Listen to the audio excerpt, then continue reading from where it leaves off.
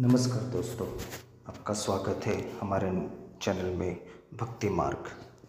जैसे कि आप जानते हैं, हम हमारे चैनल पे आप सभी को महाभारत के ऐसे किरदारों की जानकारी दे रहे हैं जिनके बारे में शायद आप जानते हैं या कम जानते हैं। हम हमारे चैनल के माध्यम से ये जानकारी आप तक पहुंचाना चाहते हैं। प्रथम अध्याय में हमने आपसे बात की थी कैसे दानवराज बर्बरिक बने भगवान खाटू श्याम। अब हमारे चैनल के में जाकर आप उनके बारे में ज़्यादा जानकारी प्राप्त कर सकते हैं अगर आपने हमारा पहला अध्याय नहीं देखा है।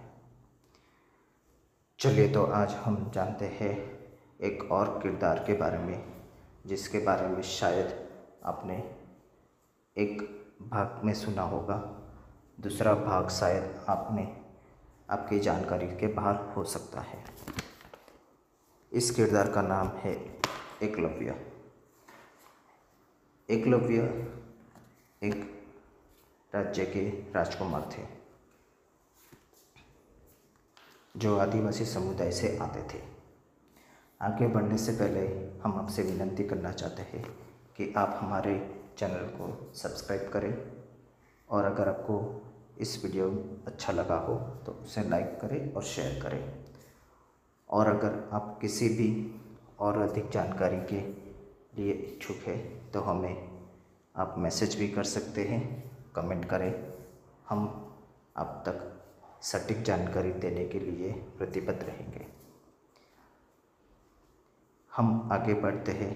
आपने एकलव्य के बारे में सुना ही होगा, महाभारत के एक ऐसे किरदार जो कि ना ही युद्ध में लड़े, ना ही पांडवों से उनका कोई नाता था, ना ही कौरवों से, फिर भी एक ऐसे ही अलग किरदार जिन्होंने महाभारत में अपना नाम दर्ज करवाया है।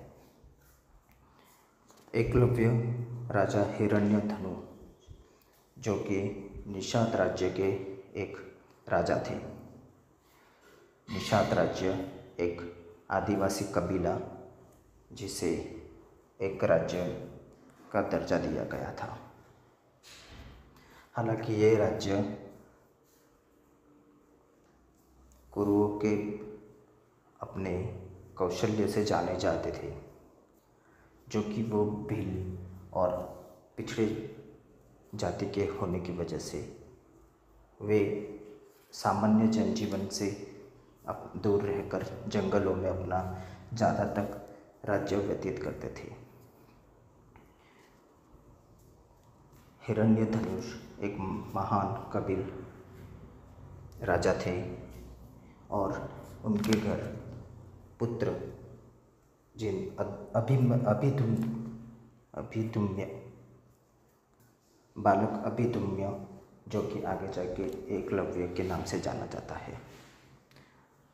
एकलव्य बचपन से ही अपने माता पिता का नाम रोशन करने के लिए धनुर्विद्या सीखना चाहते थे। वे बहुत ही कौशल थे और देखते थे कि लोग जो राजा महाराजा थे वे कैसे ही अपने धनुर्विद्या में अति पूर्ण थे। एकलव्य जो भील जातिवाद से आते थे, वे धनुर्विद्या में उतने निपुण नहीं थे, पर उनकी इच्छा थी कि वे अपने धनुर्विद्या में आगे कौशल्य प्राप्त करें, जिसके लिए वे गुरु द्रोण जो कि कौरव और पांडव पुत्रों के गुरुदेव थे, उनके पास अपनी अर्चना लेके जाते हैं और उनसे विनती करते हैं कि वे अपना शिष्य बना दें। गुरु द्रोण जो कौरव और पांडवों के गुरुदेव है, वे कुरुराज के गुरु होने के कारण वे किसी और राज्य के राजकुमार को शिक्षा देना उनके लिए उचित नहीं था। इसीलिए उन्होंने एकलव्य को अपना शिष्य नहीं माना। उन्होंने एकलव्य से कहा कि वे किसी और से शिक्षा ग्रहण करें। एकलव्य जो गुरु द्रोण को अपना गुरु मान चुके थे, वे नहीं चाहते थे कि वो किसी और गुरुदेव से शिक्षा ग्रहण करें। इसीलिए वो कुरुक्षेत्र के वन में रहकर अकेले ही इस धनुर्विद्या को सीखने में व्यस्त लग गए। कई सालों बाद जब गुरु द्रोण पांडव पुत्र और कौरव पुत्र सारे एक बार जंगल में अपने धनुर्विद्या की तैयारियों को देखने के लिए जाते हैं, तब उनके साथ रहने वाला एक कुत्ता जो उनसे बिछड़कर बहुत आगे निकल जाता है, उसके पीछे पीछे उसको वापस लाने के लिए सारे कौरव राजकुमार इनके साथ गुरु द्रोण पीछे पीछे जाते हैं। अचानक से वह कुत्ता उनके सामने आके खड़ा हो जाता है। वो जब देखते हैं तो वे चकित हो जाते हैं कि उस कुत्ते के मुंह में 7 बाण लगे हुए थे। वो 7 बाण लगे हुए थे, फिर भी वो कुत्ते को कोई भी हानि नहीं पहुंची थी। वो कुत्ता जीवित था और अब शांति से अपने कार्य को कर सकता था। बस उसकी आवाज़ को बंद कर दिया गया था। ऐसे कौशल्य को देखकर सारे राजकुमार और गुरु द्रोण चकित रह गए थे। उन्हें आश्चर्य हुआ और उन्हें उत्सुकता हुई कि ऐसे कला देखने की कि जो बिना किसी को हानि पहुंचाए ही उस चीज़ का सटीक निशाना लगाकर किया गया था। वे सारे आगे बढ़ते हैं और जंगल में जाते हैं तो उन्हें एक गुफा दिखती है, जहाँ पे उन्हें लगता है कि कोई अंदर निवास कर रहा है। वे सारे अंदर जाते हैं और देखते हैं कि कोई लड़का वहाँ पे अपनी धनुर्विद्या से परीक्षण कर रहा था। गुरु द्रोण उसे पहचान जाते हैं, पर वे उसे अनजान बन के उस चीज़ के लिए उसे जानकारी प्राप्त करते हैं। उन्हें लगता है कि एकलव्य ने किसी और गुरु से ये शिक्षा प्राप्त की, पर उस समय गुरु द्रोण से बड़ा और अच्छा शिक्षक कोई था ही नहीं। तो इसीलिए उन्होंने एकलव्य से अपनी शिक्षा किससे ग्रहण की उसके बारे में जानकारी ली। जवाब सुनकर गुरु द्रोण और सारे कौरव राजकुमार चकित रह गए। जब एकलव्य ने कहा, गुरुदेव, ये शिक्षा मुझे आप ही ने दी है। गुरु द्रोण ने कहा कि मैंने ये पहले ही कह दिया था कि मैं तुम्हें शिक्षा नहीं दे सकता, क्योंकि मेरा सारा समर्पण कौरव क्षेत्र के राजकुमारों के लिए है। तो फिर मैंने तुम्हें शिक्षा कैसे दी है? तुम असत्य बोल रहे हो। एकलव्य ने वहाँ पर रखी एक मूर्ति पर से अपना कपड़ा हटाया और वहाँ पर रखी हुई एक मिट्टी की मूर्ति को देखकर गुरुदेव भी आश्चर्यचकित रह गए। वो मूर्ति थी गुरु द्रोण की।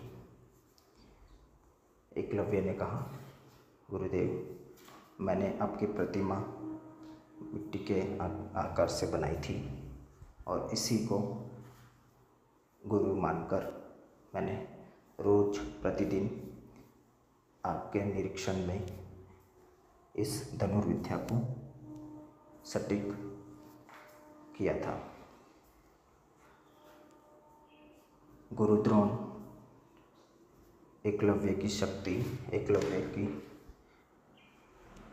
इच्छा को समझ गए, पर वे ये भी समझ गए थे कि एकलव्य एक बड़ा ही धनुर्धारी बन सकता है, एक ऐसा धनुर्धर जो शायद अर्जुन और कर्ण से बड़ा हो जाता।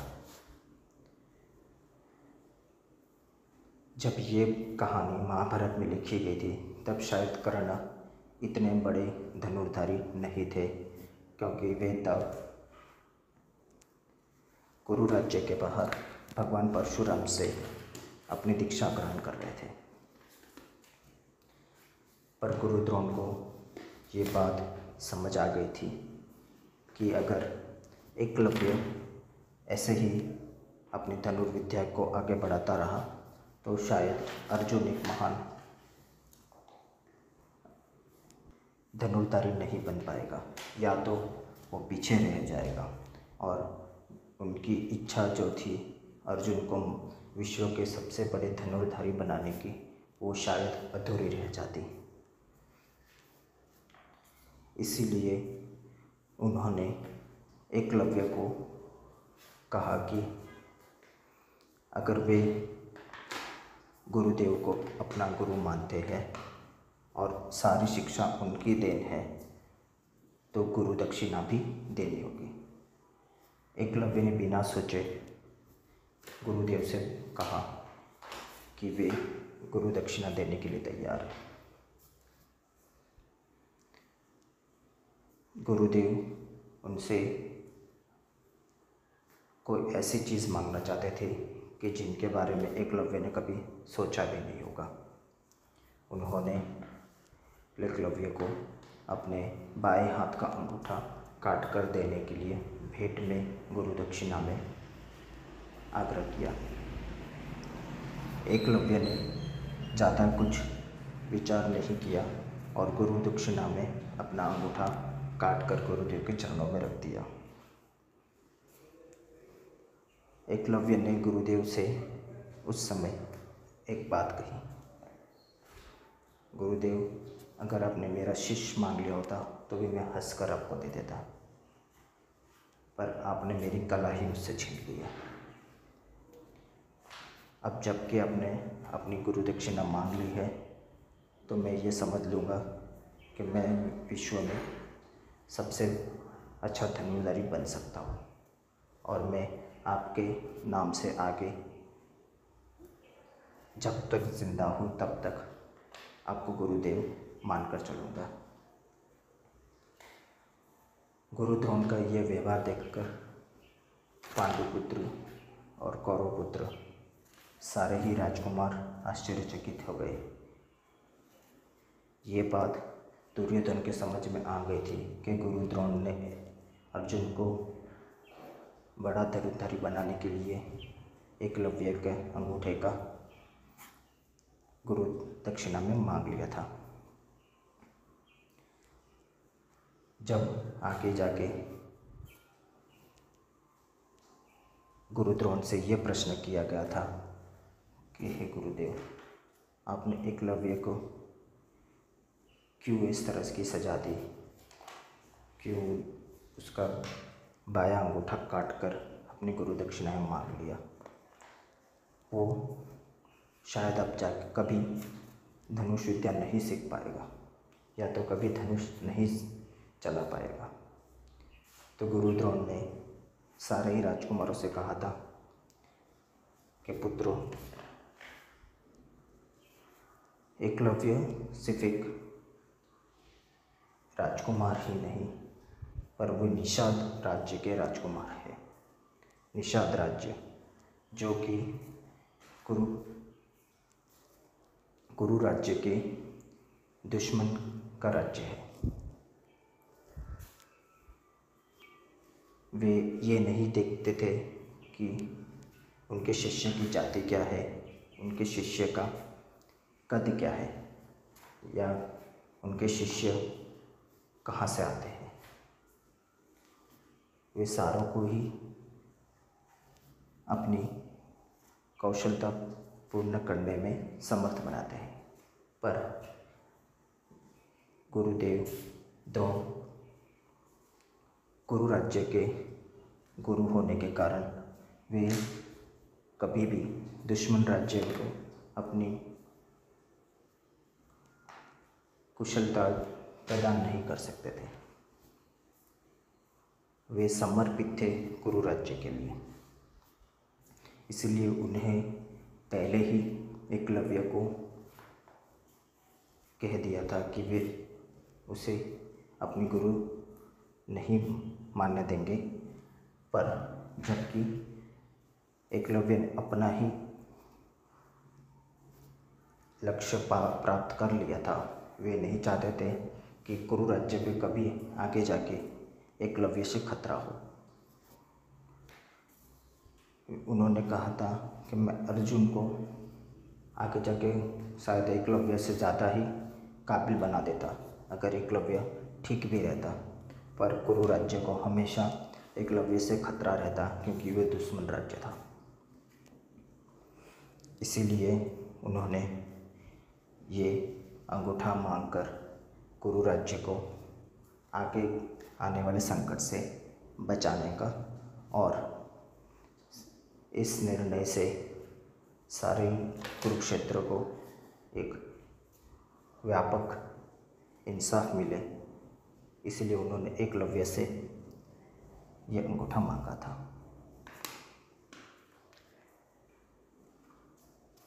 एकलव्य अपनी आगे की ज़िंदगी अपने कबीले के साथ बिताने चले जाते हैं, पर वे धनुर्विद्या नहीं छोड़ते और बिना अंगूठे के ही वे धनुर्विद्या में कौशल प्राप्त करते हैं।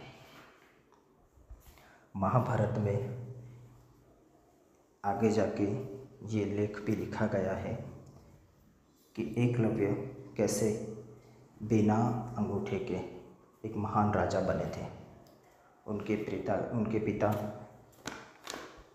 हिरण्यधनुष की मृत्यु के बाद वे निषाद राज्य के राजा बनते हैं और सारे पूर्वोत्तर राज्यों में अपना नाम रोशन करते हैं।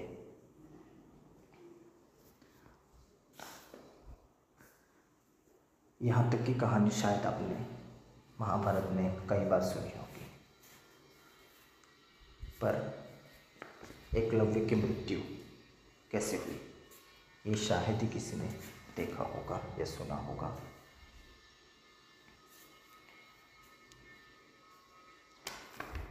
हम आपको इस संदर्भ में थोड़ा सा और बताना चाहेंगे कि एकलव्य की मृत्यु कैसे हुई थी। जरासंध जो भगवान श्री कृष्ण को अपना दुश्मन मानते थे, उन्होंने कई बार मथुरा गोकुल पे हमला किया था। जब उनके सारे हमलों से भगवान श्री कृष्ण तंग आ चुके थे और उनसे अपने राज्य को बचाना चाहते थे। हालांकि भगवान कृष्ण के लिए जरासंध को मारना एक चुटकी का शायद खेल था, पर वो उनकी नियति नहीं थी। जरासंध का मरना भीम के हाथों तय था, इसीलिए उन्होंने जरासंध को कभी इस तरह से नहीं उकसाया और वे खुद भी उसके सिर्फ युद्ध के चाल को निष्फल करते गए थे। उन्होंने मथुरा छोड़कर सारे युद्ध यादव कुल के साथ द्वारका में जाने का सोचा। द्वारका, जो कि बलराम भ्राता की ससुराल पक्ष के राज्य में आता था और मथुरा से बहुत दूर होने के कारण भगवान श्री कृष्ण ने द्वारका को अपना आगे का राज्य स्थापित करने के लिए योग्य जगह माना था। जरासंध और शिशुपाल, जो भगवान कृष्ण को अपना दुश्मन मानते थे, उनका साथ देने के लिए एकलव्य ने उनका साथ हर जगह पे भगवान कृष्ण के साथ भगवान कृष्ण के विरुद्ध युद्ध करने में लगाया था।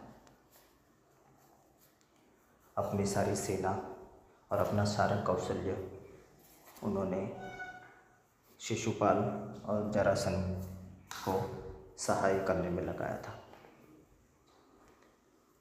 महाभारत के पहले जब ये तय हुआ कि कौन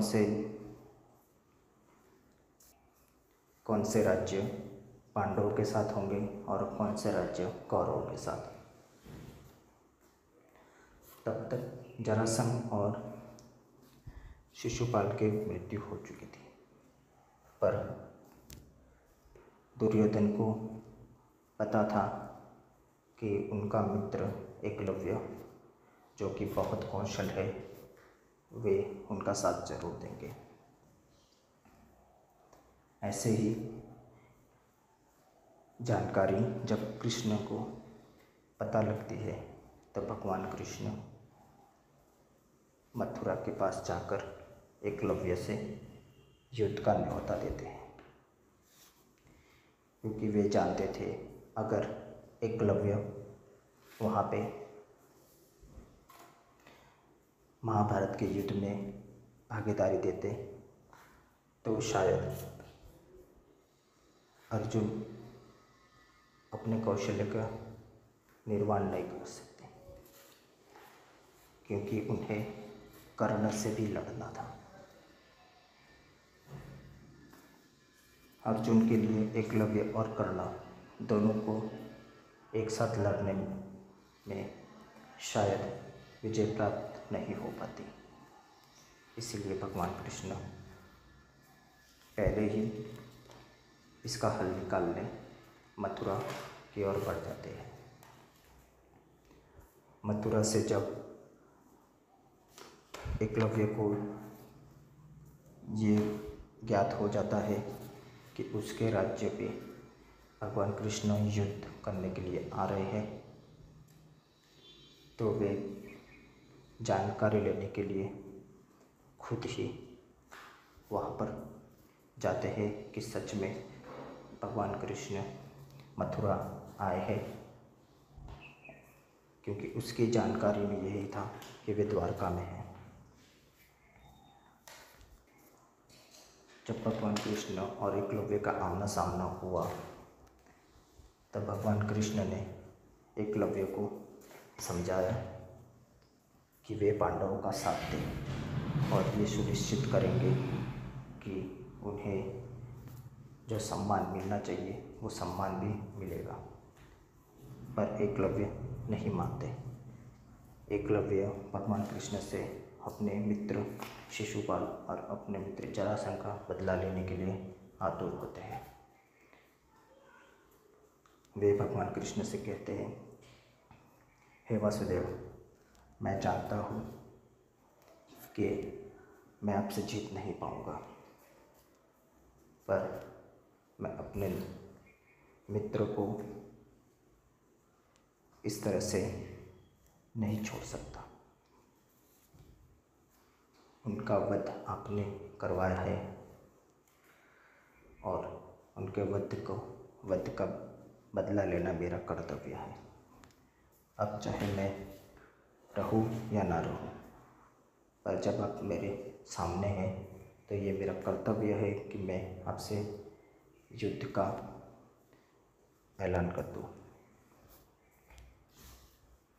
तब भगवान कृष्ण उनसे कहते हैं, एकलव्य, मैं तुम्हें मारना नहीं चाहता, पर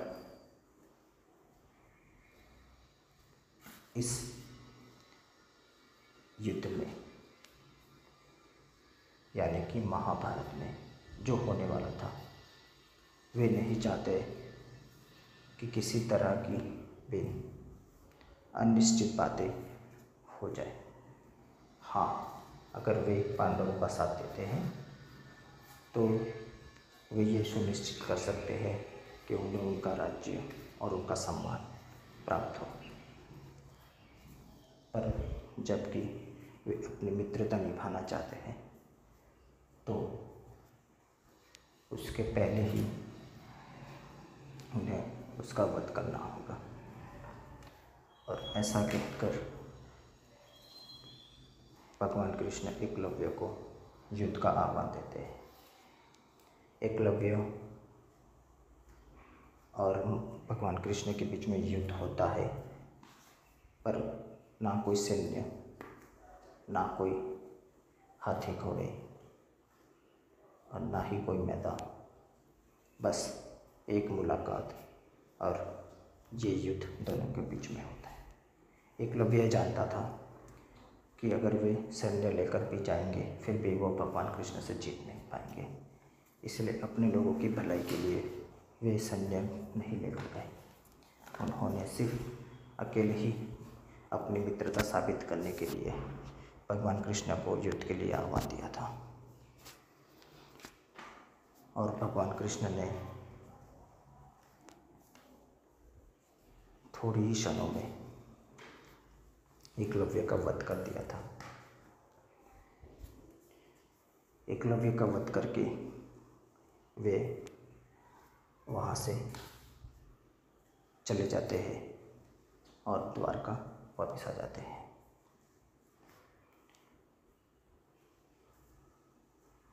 एकलव्य का पुत्र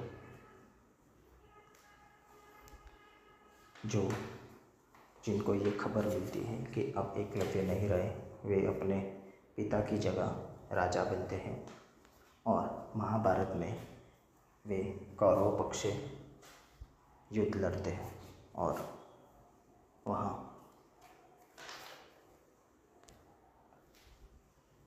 युवराज भीम के हाथों मारे जाते हैं।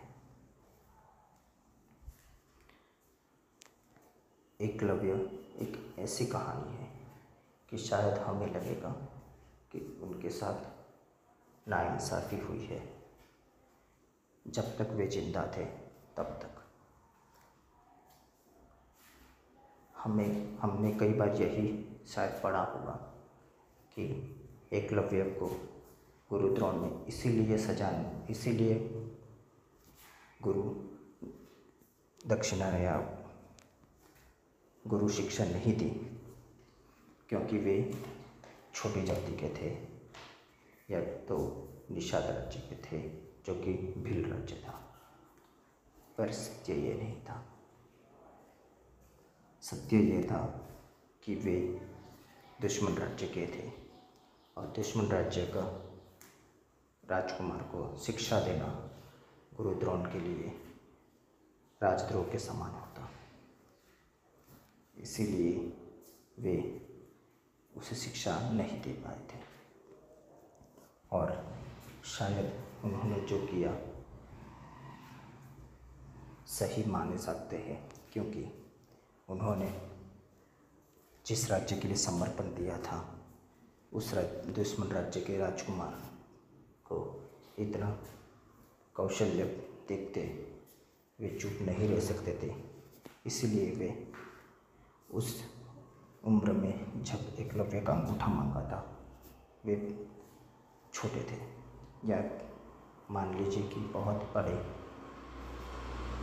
के नहीं थे।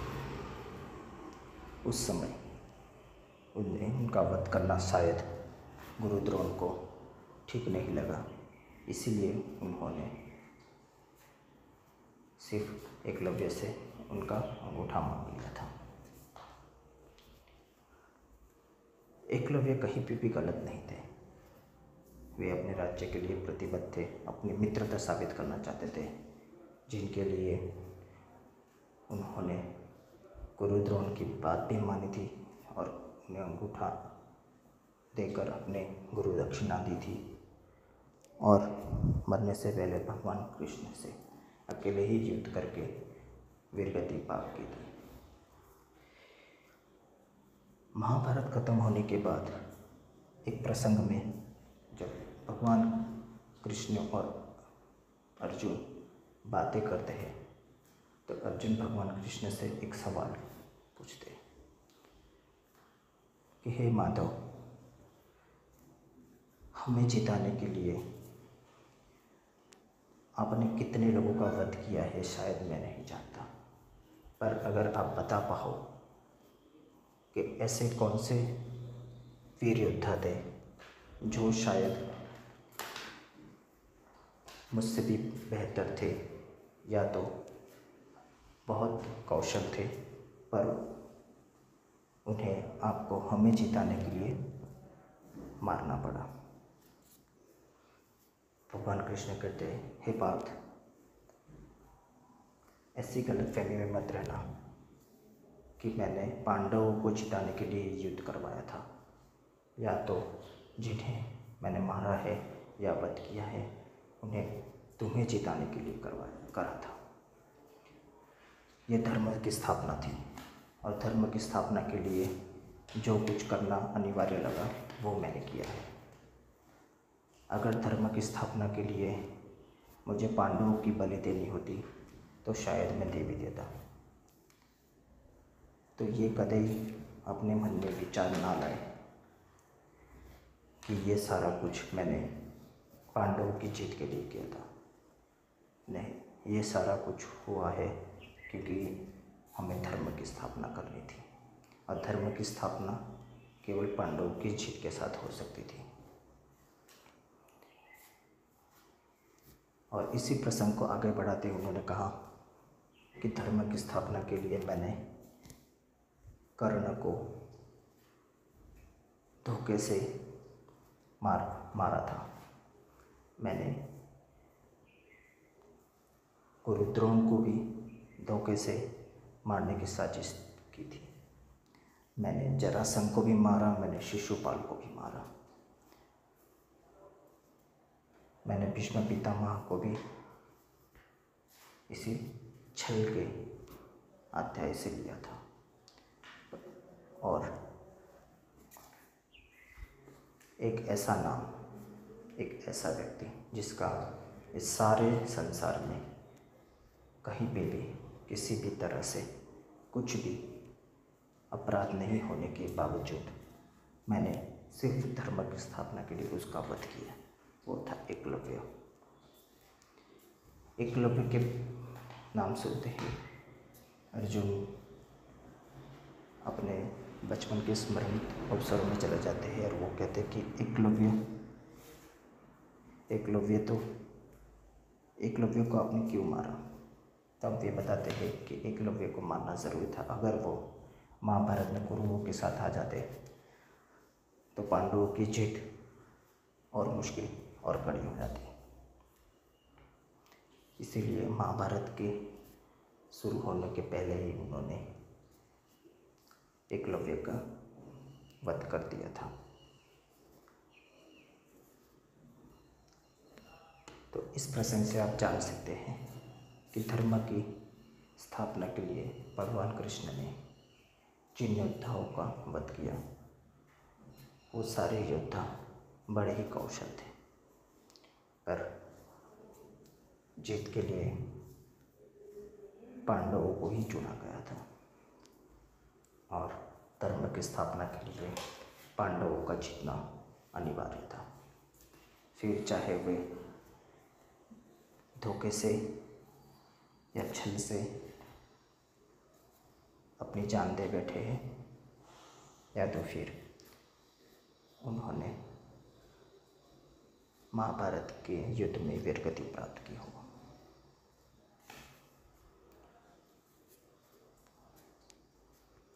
ऐसे ही जानकारी के लिए, ऐसे ही योद्धाओं की रोचक कहानियों के लिए आप हमारे चैनल भक्ति मार्ग को सब्सक्राइब करें और उसे लाइक और कमेंट्स दें।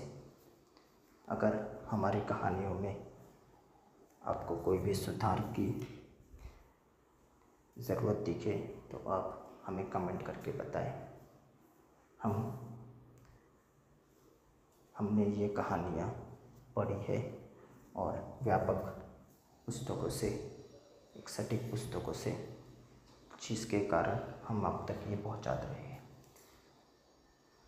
ये मनगढ़ंत नहीं है, ये लिखी हुई है और महाभारत के जो भी आपको ग्रंथ मिलेंगे, पुस्तकें मिलेंगी, उसमें ये कहानियों का उल्लेख किया गया है। ऐसे ही आगे हम आपको महाभारत के अन्य जो महान योद्धा थे उनके बारे में जानकारी देंगे। महाभारत एक ऐसी रचना थी कि वहाँ उस समय ऐसे कई योद्धाओं ने जन्म लिया और मृत्यु को प्राप्त हो गए, पर उनके बारे में शायद ही किसी ने जाने। तो हम आपका धन्यवाद करते हैं कि आपने अपना समय निकालकर इस कहानी के बारे में अपना अभिप्राय दिया है।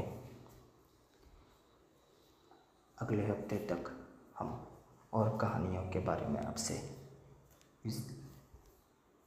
शेयर करेंगे।